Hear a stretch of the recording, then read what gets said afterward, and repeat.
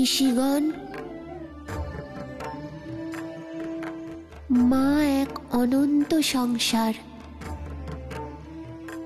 ভাবনার, কল্পনার, অভিলাষার এক অগাধ সাগর। তার অন্তঃস্থলে নিজের সন্তানকে দেওয়ার জন্য কেবল মুক্তই রয়েছে।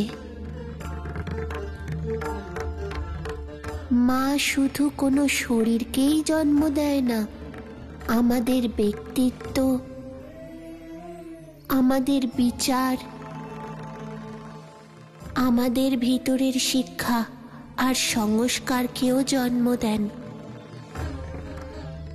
মা আমাদের ভুল ত্রুটি আর ভুল বিচারকে দূর করে আমাদের নির্মল করে তোলেন। মাই হলো প্রথম গুরু, আর মাই প্রথম পাঠশালা। মাই হলেন জগৎ সংসার। মা না থাকলে জগৎ সংসারও থাকবে না।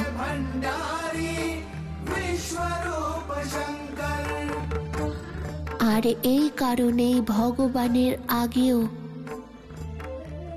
মায়ের স্থান হয়।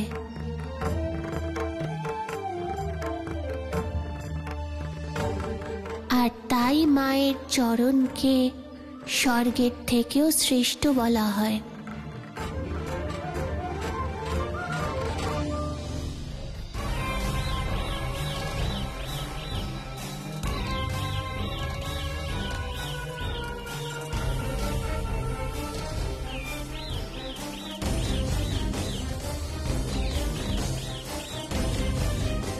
এখন মা আর ছেলে দুজনের কেউই আমার নজরে এড়াতে পারবে না।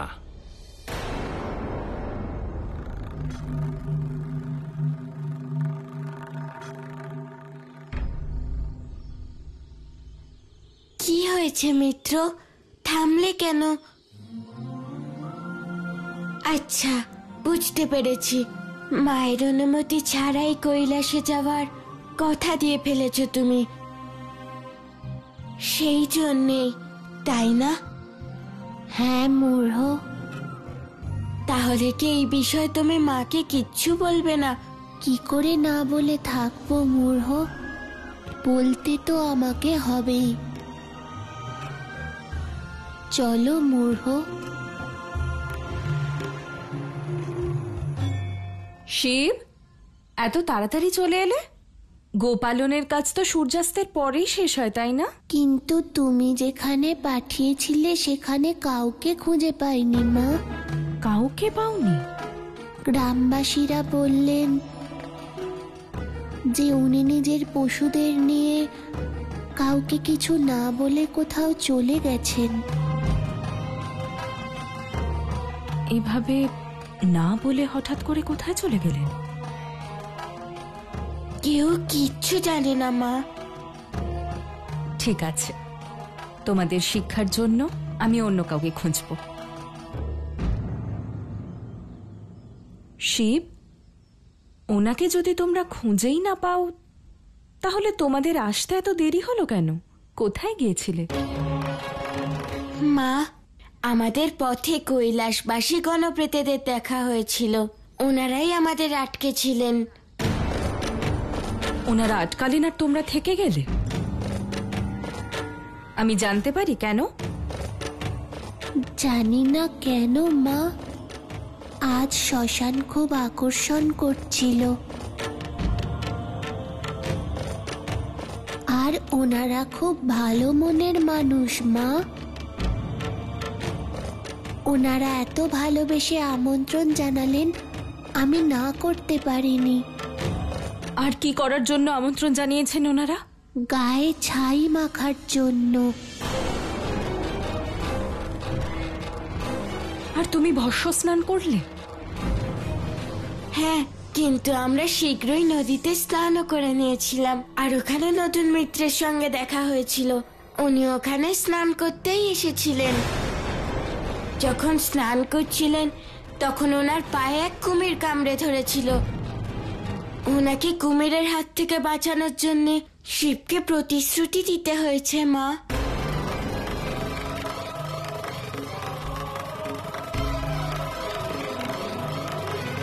কি প্রতিশ্রুতি দিয়েছো তুমি ওনাকে? মহাশিবরাত্রির দিন আর সাথে কৈলাসে যাওয়ার প্রতিশ্রুতি।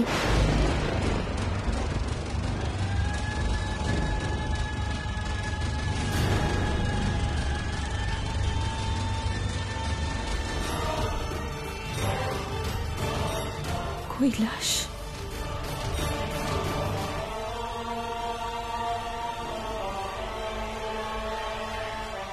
তুমি কৈলাসে যাবে না শিব।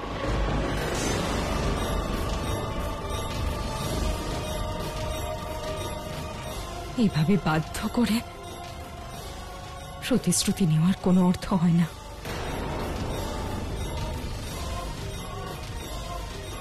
তুমি তোমার কথা ফিরিয়ে নেবে।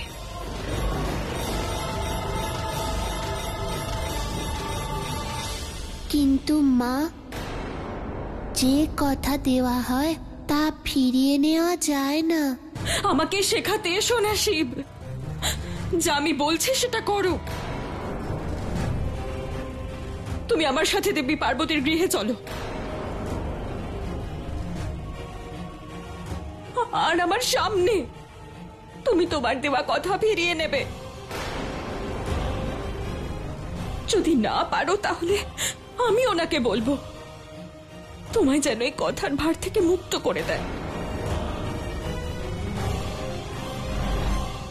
আর এক মুহূর্তও দেরি করা যাবে না, চলো আমার সাথে। দাঁড়াও দেবী,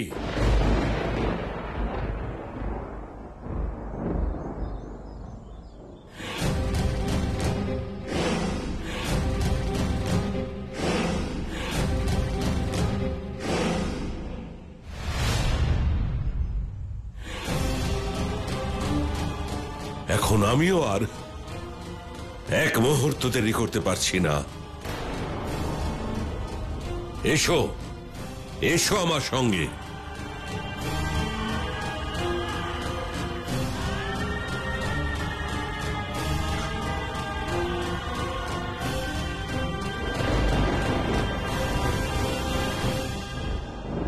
কোথায় নিয়ে যাচ্ছেন আপনি আমায় ঋষিবর?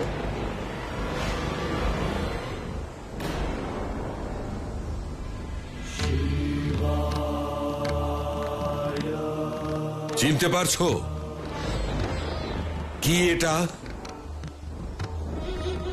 কি হলো, চুপ করে দাঁড়িয়ে আছো কেন? বলো। শিব, শিবলিঙ্গ। শিবলিঙ্গের অর্থ কি? কিসের প্রতীক এই শিবলিঙ্গ?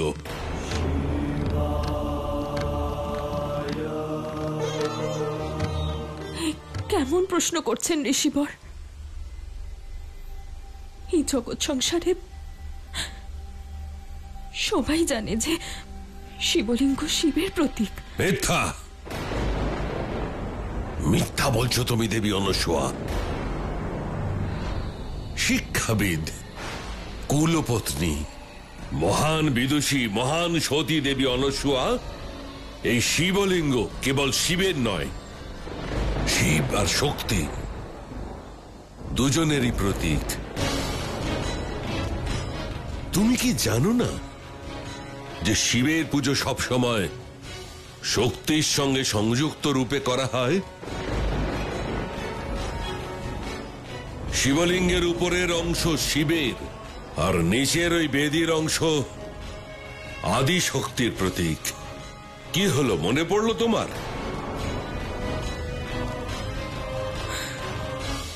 জানি, কিন্তু আমায় এখানে আনার উদ্দেশ্য কি? উদ্দেশ্য কি? উদ্দেশ্য হলো তোমার সঙ্গে তোমার পরিচয় করানো দেবী। ঠিক শুনেছ তুমি, এটা থাকে।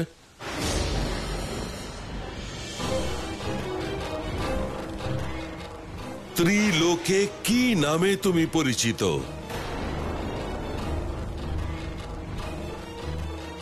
মহাসতীর নামে। কেন তুমি এই নামে পরিচিত দেবী? কারণ একজন স্ত্রী রূপে তুমি একজন গৃহস্থ, একজন পরিবারের পক্ষে আদর্শ। তাহলে একজন আদর্শ স্ত্রী আর মহাসতী হয়ে তুমি সংসারের সবচেয়ে আদর্শ স্বামীকে তার আদর্শ স্ত্রীর থেকে দূরে রাখার কথা কি করে ভাবছো তুমি? কেন তুমি জগৎপিতা মহাদেবকে জগৎ মাতা পার্বতীর থেকে ওনাদের সবচেয়ে পবিত্র উৎসব, ওনাদের মিলনের বর্ষপূরণের দিনে আলাদা করতে কেন চাইছো দেবী? আর তুমি যদি এই সব করবার দৃঢ় সিদ্ধান্ত নিয়েই থাকো দেবী, তবে শিব শক্তির এই প্রতীক শিবলিঙ্গকে আর কোনোদিন পুজো করবে না, কথা দিতে হবে।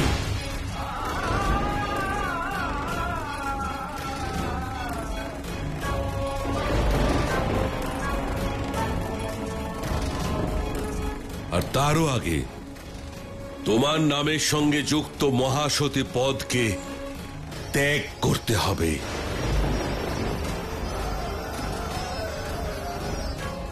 আর যদি তুমি তা না করো আর শিব আর শক্তিকে পৃথক করবার তোমার এই অনুচিত সিদ্ধান্তে অটল থাকতে চাও, তবে আমি ঋষি অত্রি আজ থেকে আমি তোমাকে ত্যাগ করতে চাই।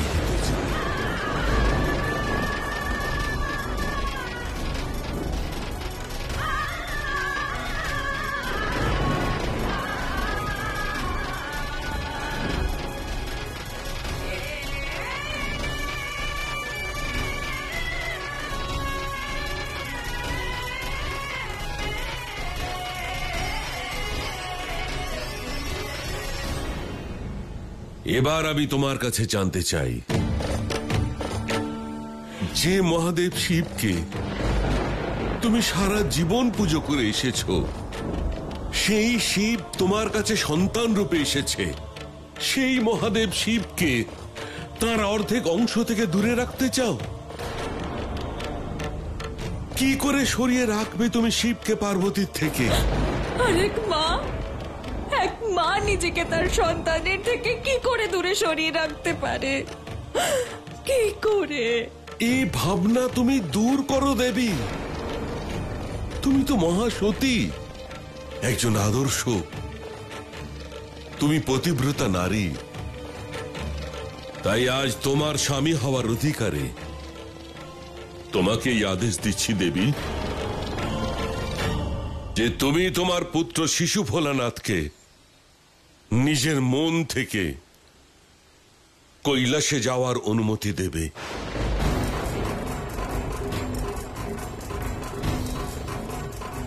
এইটাই আমার আদেশ।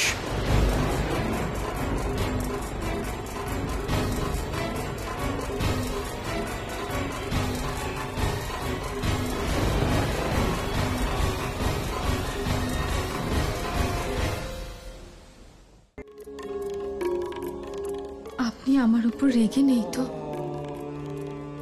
জগৎমাতা হওয়ার কারণে আমাকে এইসব করতে হয়েছে, যাতে কৈলাসের শূন্যতা দূর করতে পারি। আপনি আসবেন তো মহাদেব?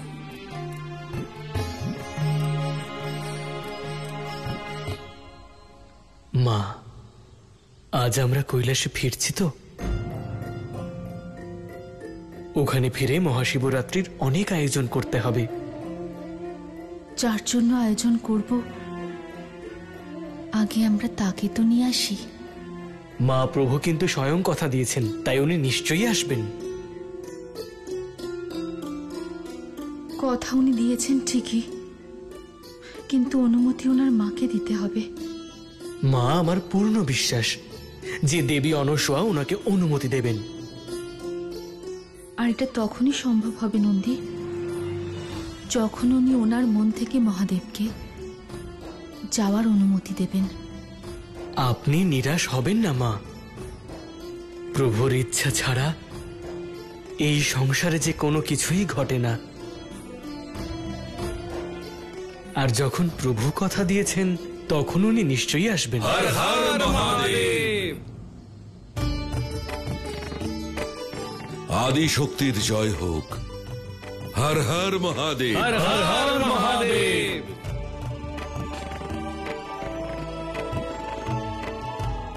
আপনাদের সকলকে স্বাগত।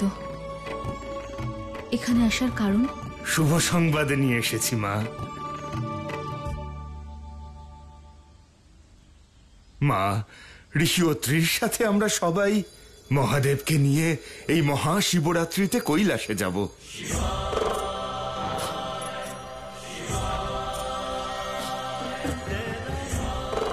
হ্যাঁ জগৎমাতা, আজ আমি আপনাকে এই কথাই বলতে এসেছি যে দেবী অনসূয়া অনুমতি দিয়েছেন।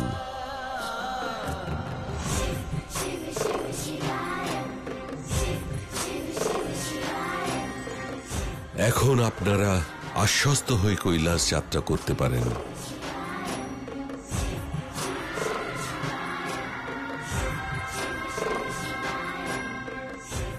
আমার মন অনেকটাই হালকা হয়ে যাবে মা, যখন আমি সতী আর শিব এই দুজনের বিরহের বহু পরে এই মহাশিবরাত্রিতে আপনার এবং মহাদেবের মহামিলনের সাক্ষী হতে পারবো।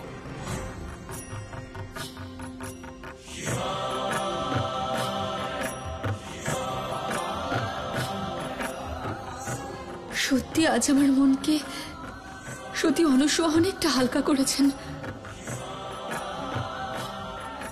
ওই মহান দেবীকে ধন্যবাদ জানাতে আমি নিজে যাব।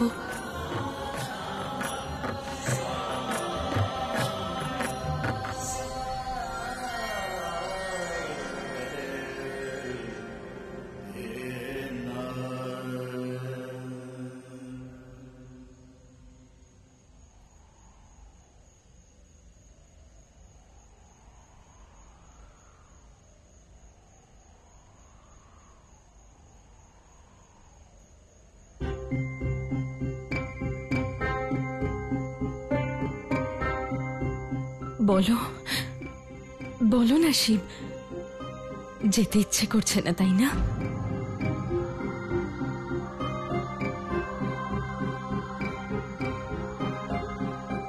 তুমি তুমি তোমার কথা ফিরিয়ে নাও শিব।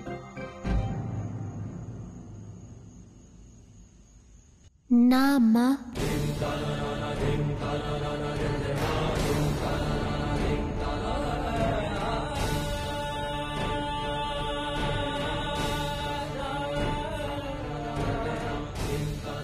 যদি কথা ফিরিয়ে নি তাহলে সবাই বলবে যে শিবের মায়ের দেওয়া শিক্ষা তার আচরণের মধ্যে প্রকাশ পাচ্ছে না মা। তোমার দেওয়া শিক্ষা ব্যর্থ হয়ে যাবে।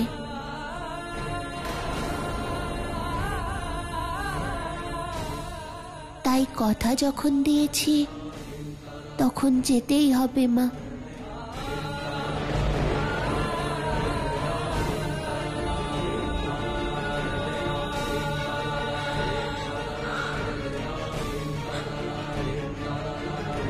তাহলে মা, আমার একটা ইচ্ছে ছিল যে যাওয়ার আগে আমরা এক পাত্রে একসাথে ভোজন করব।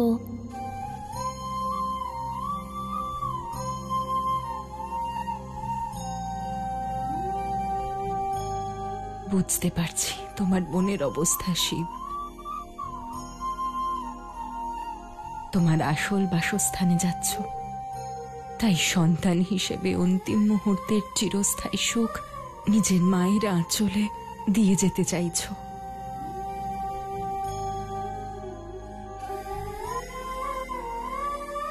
এটা কি সম্ভব মা?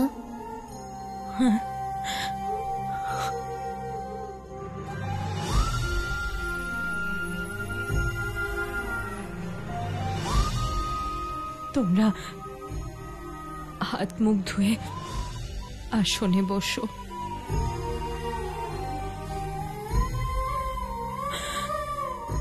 তারপর আমরা সবাই মিলে ভোজন করব।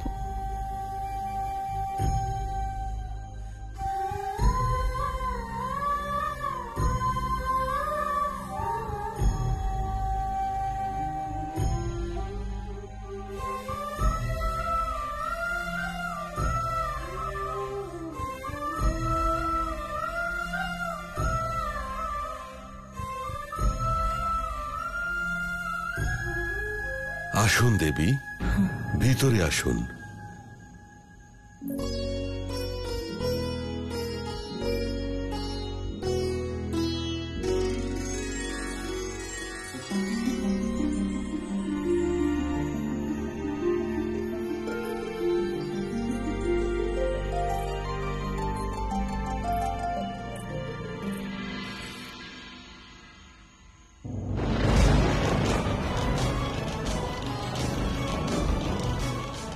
আপনাকে অসংখ্য ধন্যবাদ।